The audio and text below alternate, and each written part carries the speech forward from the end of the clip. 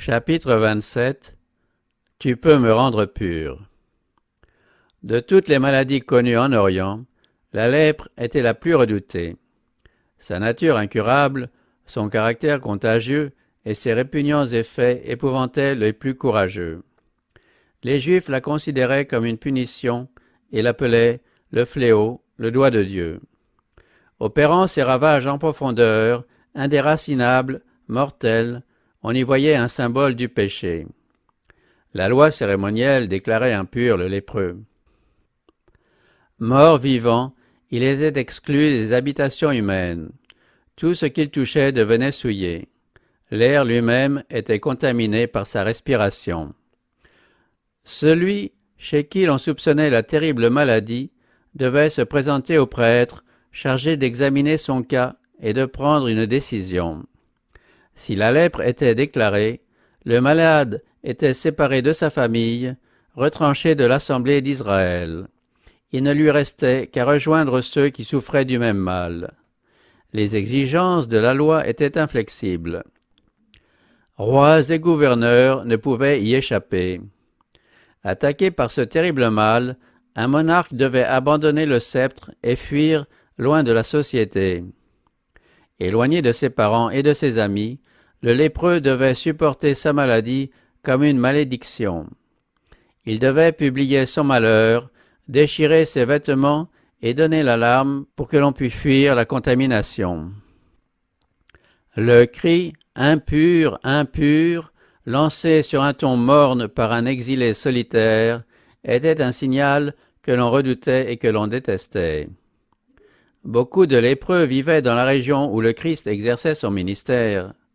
Ces malheureux entendirent parler de l'œuvre du Messie, et une lueur d'espérance éclaira leur misère. Cependant, depuis les jours du prophète Élie, aucune guérison de lépreux ne s'était produite, et l'on osait attendre de Jésus un miracle que lui-même n'avait jamais fait. Il se trouva pourtant un lépreux dont la foi s'éveillait. Mais comment cet être, exclu de la société des hommes, pourrait-il atteindre Jésus, se présenter au guérisseur? Le Christ voudrait-il le guérir, lui, infortuné, apparemment frappé d'un jugement divin? Ne lui jetterait-il pas plutôt l'anathème, ainsi que le faisaient les pharisiens et même les médecins, et ne lui serait-il pas enjoint de fuir les lieux habités? Il pense à tout ce qu'il a entendu dire de Jésus. Personne encore n'a cherché vainement du secours auprès de lui. Le misérable décide d'aller trouver le Sauveur. Les villes lui sont interdites. Peut-être pourra-t-il rencontrer le Messie sur quelque chemin de montagne ou bien lorsqu'il enseigne dans les campagnes. Il n'ignore pas les difficultés d'une telle entreprise, mais aucune autre possibilité ne s'ouvre devant lui. Le lépreux fut guidé vers le Sauveur qui, entouré de la foule, prêchait au bord du lac. Bien qu'il se tînt à quelque distance, il saisissait certaines paroles du Sauveur. Il le voyait poser ses mains sur des malades. Il voyait des boiteux, des aveugles, des paralytiques et des malheureux affligés de toutes sortes de maladies mortelles se lever soudain pleins de santé et louant Dieu de leur délivrance. La foi s'affermit dans son cœur. Il ose s'avancer. Il oublie les restrictions dont il est l'objet, la sécurité de la foule, la crainte que tous éprouvent à sa vue. Il ne pense plus qu'à la joyeuse espérance d'être guéri. Le spectacle qu'il offre est repoussant. La maladie a fait d'effroyables progrès, et la décomposition de la chair est horrible à voir. On recule de terreur pour éviter son contact. C'est une bousculade. Quelques-uns s'efforcent de l'écarter de Jésus, mais en vain. Il ne voit ni n'entend personne. Il n'aperçoit pas leur expression de dégoût. Il ne voit que le Fils de Dieu. Il n'entend que la voix qui rend la vie aux mourants. Il s'avance vers Jésus et se jette à ses pieds en poussant ce cri « Seigneur, si tu le veux, tu peux me rendre pur. » Jésus posa sa main sur lui et lui dit « Je le veux, sois purifié. » Un changement immédiat se produisit chez le lépreux. Sa chair redevint saine, ses nerfs recouvrèrent leur sensibilité, ses muscles leur fermeté. La peau rude et écailleuse, caractéristique de la lèpre, fit place à une peau souple d'enfant en santé. Jésus ordonna à cet homme de ne pas publier l'œuvre accomplie en sa faveur, mais d'aller se présenter au temple sans retard avec une offrande. Cette offrande ne serait acceptée qu'après l'examen du prêtre, déclarant l'homme entièrement net. Si peu désireux que l'on fût d'accomplir un tel acte, on ne pourrait éviter cet examen ni se récuser. L'Écriture souligne l'insistance avec laquelle Jésus enjoignit le silence et ordonna une prompte démarche. Jésus le renvoya aussitôt avec de sévères recommandations et lui dit « Garde-toi de rien dire à personne, mais va te montrer au prêtre, et fais pour ta purification l'offrande que Moïse a prescrite, afin que cela leur serve de témoignage. » Si les prêtres avaient connu la guérison du lépreux, la haine qu'ils éprouvaient pour le Christ aurait pu leur dicter une sentence non conforme à la vérité. Jésus voulait donc que cet homme se présentât au temple avant que le bruit du miracle y fût parvenu. Le lépreux guéri obtiendrait alors une décision impartiale et recevrait l'autorisation de rejoindre les siens. Le Christ avait d'autres raisons pour enjoindre le silence à cet homme. Le Sauveur savait que ses ennemis cherchaient toujours à limiter son activité et à éloigner de lui le peuple. Il savait qu'au cas où la nouvelle de la guérison du lépreux se répandrait, d'autres malheureux affligés du terrible mal accourraient auprès de lui, et l'on ferait courir le bruit que la population était contaminée par leur contact. La guérison de plusieurs de ces lépreux n'aurait été une bénédiction ni pour eux ni pour d'autres. En attirant à lui les lépreux, il eût semblé donner raison à ceux qui l'accusaient de rompre les barrières établies par la loi rituelle. Et ceci aurait entravé la prédication de l'Évangile. Les événements donnèrent raison à Jésus. Des quantités de gens avaient assisté à la guérison du lépreux. On attendait avec impatience la décision des prêtres. Quand cet homme retourna auprès de ses amis, il y eut une grande effervescence. Malgré l'appel de Jésus à la prudence, l'homme ne chercha pas à cacher le fait de sa guérison. Il est vrai qu'il était difficile de le cacher, mais le lépreux le publia tout alentour.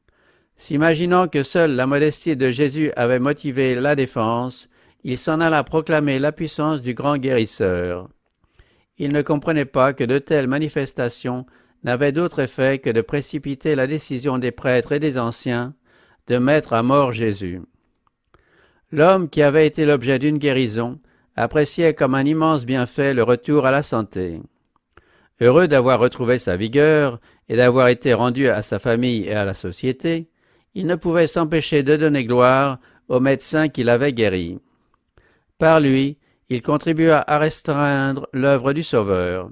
Cela attira de telles multitudes que Jésus dut interrompre ses travaux. Chacun des actes du Christ avait une portée immense qui dépassait ce que l'on pouvait penser. C'est ce qui arriva pour le lépreux. Alors que Jésus servait ceux qui venaient à lui, il désirait ardemment bénir ceux qui ne venaient pas. Tout en attirant les péagers, les païens, les samaritains, il eût voulu gagner les prêtres et les docteurs, emprisonnés dans les préjugés et les traditions. Il ne négligea aucun moyen pour les atteindre. En envoyant le lépreux aux prêtres, il leur offrait un témoignage visant à désarmer leurs préjugés. Les pharisiens prétendaient que l'enseignement du Christ s'opposait à la loi que Dieu avait donnée par Moïse. Ils réfutaient cette calomnie en ordonnant aux lépreux purifiés de présenter une offrande conformément à la loi. Ce témoignage eût été suffisant s'ils avaient consenti à se laisser convaincre. Les chefs avaient envoyé des espions de Jérusalem afin de trouver un prétexte pour mettre à mort le Christ. Sa réponse leur prouvait son amour pour l'humanité, son respect de la loi, son pouvoir pour délivrer du péché et de la mort. Et voici le témoignage rendu à leur sujet. Ils m'ont rendu le mal pour le bien et la haine pour l'amour. Dans son sermon sur la montagne, il avait donné ce précepte « Aimez vos ennemis ». Il donnait maintenant l'exemple ne rendant pas mal pour mal, ni insulte pour insulte, bénissant au contraire. Les mêmes prêtres qui avaient condamné le lépreux à l'exil attestèrent sa guérison. Leur sentence, prononcée en public et enregistrée, restait un témoignage en faveur du Christ. Quant à l'homme guéri, réintégré dans l'assemblée d'Israël, sur l'assurance donnée par les prêtres qu'il ne lui restait aucune trace de maladie, il devenait un témoin vivant de son bienfaiteur. Joyeusement, il présenta son offrande, glorifiant le nom de Jésus. Les prêtres furent convaincus de la puissance divine du Sauveur. L'occasion leur était offerte de connaître la vérité et de jouir de la lumière. S'ils refusaient la lumière, celle-ci s'éloignerait pour toujours. Elle fut rejetée par plusieurs, mais ce n'est pas en vain qu'elle avait lui. Bien des cœurs furent touchés qui ne le montrèrent pas alors. Pendant la vie du Sauveur, sa mission ne parut pas trouver beaucoup d'écho chez les prêtres et les docteurs. Plus tard, après son ascension, une grande foule de prêtres obéissait à la foi. En purifiant le lépreux de sa terrible maladie, le Christ a donné une image de son œuvre, cette œuvre qui consiste à nettoyer les hommes de leurs péchés. Celui qui se présenta à Jésus était couvert de lèpre, un poison mortel avait envahi son corps. Les disciples avaient tenté d'empêcher leur maître de le toucher, car quiconque effleurait un lépreux devenait impur. Non seulement Jésus ne fut atteint d'aucune souillure, mais son attouchement communiqua une puissance vivifiante, la lèpre fut guérie. Il en est de même de la lèpre du péché, profondément enracinée, mortelle, et qu'aucun moyen humain ne peut guérir. Toute la tête est malade, tout le cœur est languissant. De la plante des pieds au sommet de la tête, il n'y a plus rien de sain. Ce ne sont que blessures, meurtrissures, plaies vives. Jésus, venu habiter au sein de l'humanité, ne contracte aucune souillure. Sa présence communique aux pécheurs une vertu guérissante. À quiconque se jettera à ses pieds, disant avec foi « Seigneur, si tu le veux, tu peux me rendre pur », il sera répondu « Je le veux, sois purifié ». Jésus n'accorda pas toujours immédiatement la guérison à ceux qui sollicitaient de lui cette faveur. Mais le lépreux obtint sa grâce dès qu'il l'eut demandé. Quand nous quêtons des bienfaits terrestres, la réponse à nos prières peut subir un délai. Et il se peut que Dieu ne nous donne pas exactement ce que nous avons souhaité.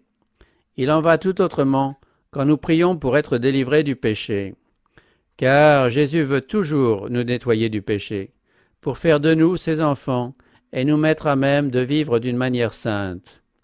Le Christ s'est donné lui-même pour nos péchés, afin de nous arracher au présent siècle mauvais, selon la volonté de notre Dieu et Père. Voici l'assurance que nous avons auprès de lui. Si nous demandons quelque chose selon sa volonté, il nous écoute. Et si nous savons qu'il nous écoute, quoi que ce soit que nous demandions, nous savons que nous possédons ce que nous lui avons demandé. Si nous confessons nos péchés, il est fidèle et juste pour nous pardonner nos péchés et nous purifier de toute injustice. Le Christ enseigna la même vérité par la guérison du paralytique de Capernaum. Ce miracle eut pour but de montrer qu'il avait le pouvoir de pardonner les péchés. La guérison du paralytique sert aussi à illustrer d'autres vérités importantes. Elle est une source d'espérance et d'encouragement. Elle comporte aussi un avertissement fourni par les objections des pharisiens. Le paralytique avait, comme le lépreux, perdu tout espoir de guérison. Sa maladie était la conséquence d'une vie de péché, et ses maux étaient accrus par le remords. Longtemps auparavant, il s'était adressé aux pharisiens et aux médecins, espérant obtenir un soulagement à ses souffrances physiques et morales.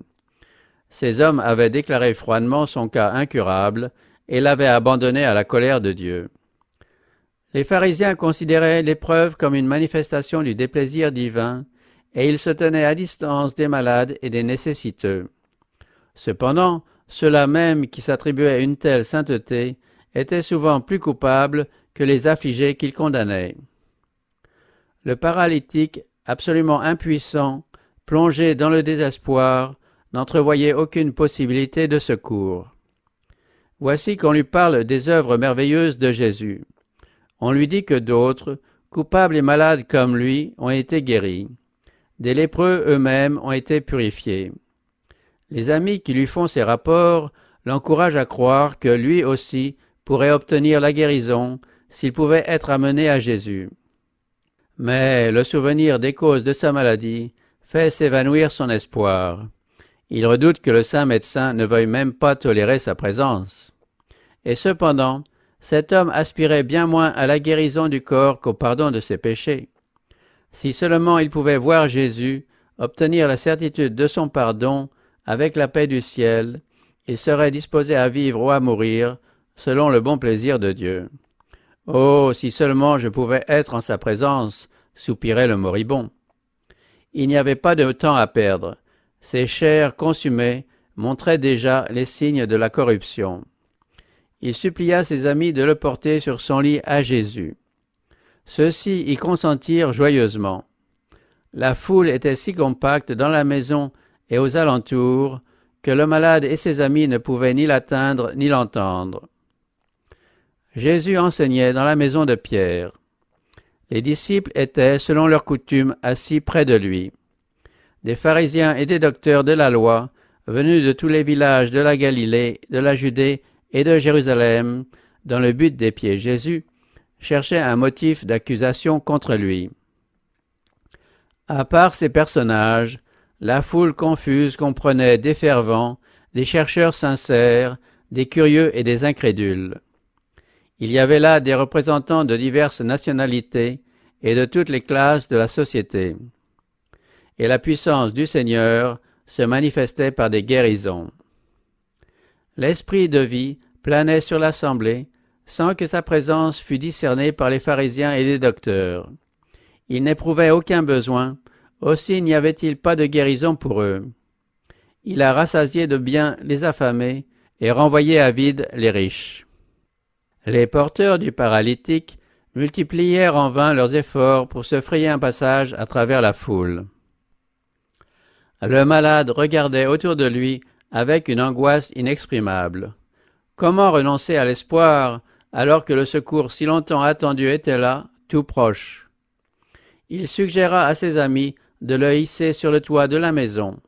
À travers une ouverture, ils le descendirent aux pieds de Jésus. Le discours fut interrompu. Le Sauveur considéra le triste visage tendu anxieusement vers lui et vit les yeux suppliants fixés sur lui. Il comprit, car c'est lui-même qui avait attiré cet esprit inquiet et travaillé par le doute. Alors que le paralytique était encore chez lui, le Sauveur avait déjà parlé à sa conscience. Quand il s'était repenti de ses péchés et avait cru que la puissance de Jésus pourrait le guérir, le Sauveur avait commencé de répandre dans son cœur avide ses grâces vivifiantes. Jésus avait vu poindre la première lueur de foi chez cet homme.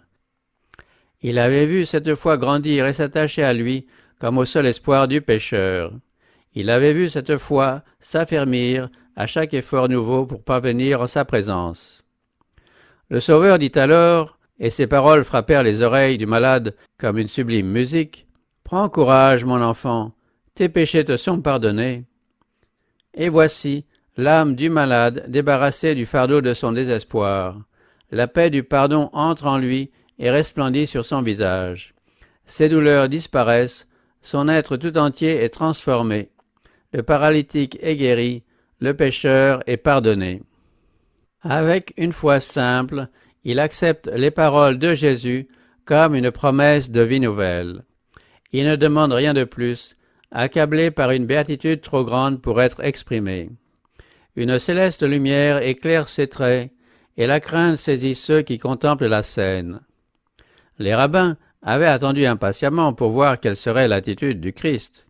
Ils se rappelaient comment ce malade leur avait demandé du secours et comment il lui avait refusé toute espérance et toute sympathie.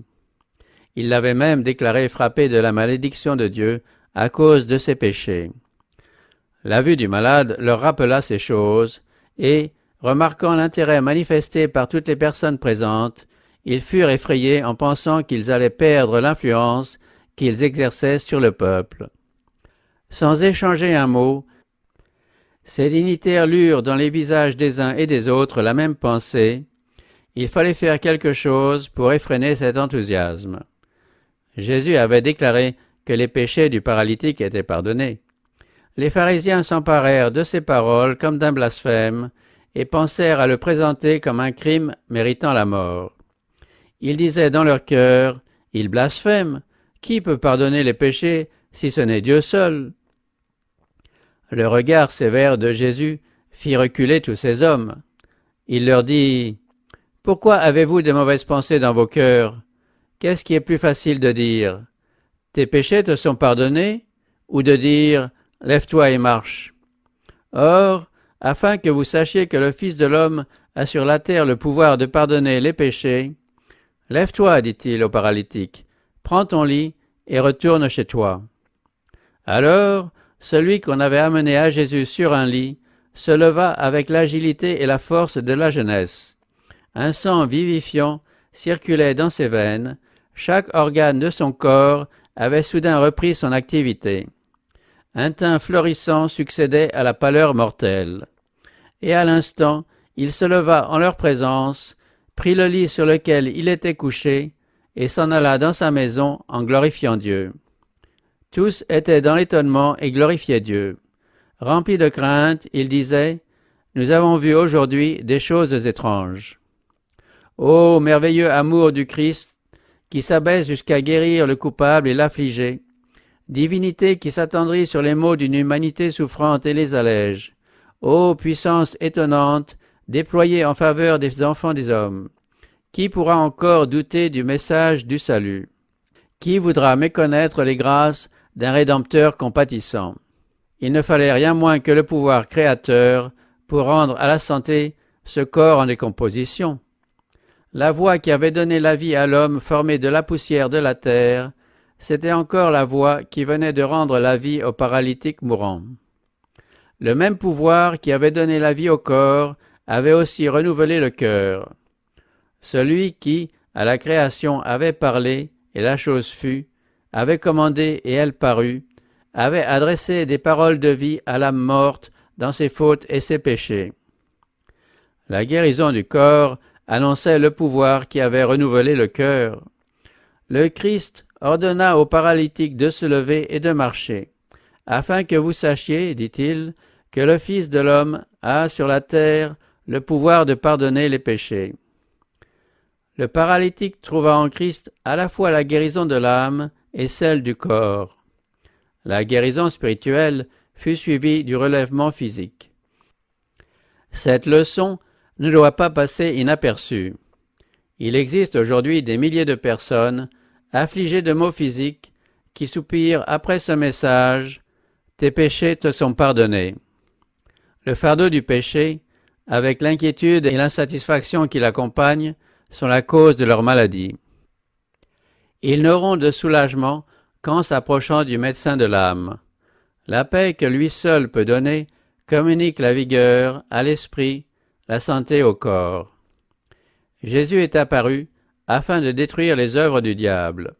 En lui était la vie, et il dit, « Je suis venu afin que les brebis aient la vie et qu'elle l'ait en abondance. » Il est un esprit vivifiant. Il possède aujourd'hui le même pouvoir de donner la vie qu'au jour où, sur la terre, il guérissait les malades et promettait le pardon aux pécheurs. C'est lui qui pardonne toutes tes iniquités, qui guérit toutes tes infirmités. Il semblait à ceux qui avaient assisté à la guérison du paralytique que le ciel s'était ouvert pour leur révéler les gloires d'un monde meilleur. Quand l'homme qui venait d'être guéri traversa la foule, louant Dieu à chaque pas et portant allègrement son fardeau, le peuple, saisi de crainte, s'écarta pour lui livrer passage, chacun murmurant à son voisin, « Nous avons vu aujourd'hui des choses étranges. » Les pharisiens, muets d'étonnement, voyant leur échapper l'occasion d'insuffler leurs mauvais sentiments à la multitude, se jugeaient vaincus. Les rabbins étaient délaissés, car l'œuvre merveilleuse opérée en faveur de cet homme qu'ils avaient abandonné à la colère de Dieu avait fortement impressionné le peuple. Ces docteurs reconnurent que le Christ possédait un pouvoir dont ils avaient attribué à Dieu seul le monopole. Ils restaient décontenancés et confus, sentant sans vouloir le confesser la présence d'un être supérieur dont la dignité et la douceur contrastaient avec leur attitude hautaine.